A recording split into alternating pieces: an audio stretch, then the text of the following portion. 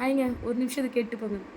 இந்த நிமிஷம், இந்த நொடி உங்கள் லைஃப்பில் எந்த சுச்சுவேஷன் நடந்தாலுமே அது உங்களுக்கு நல்லதுக்குன்னு நினச்சிக்கோங்க.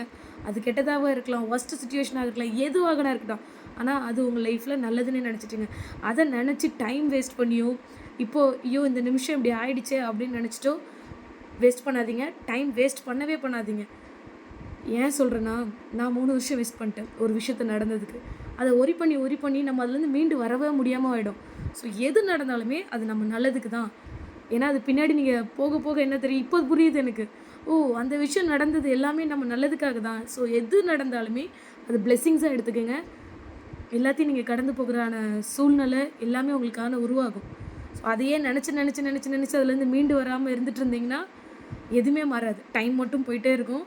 எல்லாமே ஐயோ வாழ்க்கை போச்சுன்னு ஓடி போனால் திரும்ப வாழ்க்கையை தேடி கண்டுபிடிக்க முடியாது.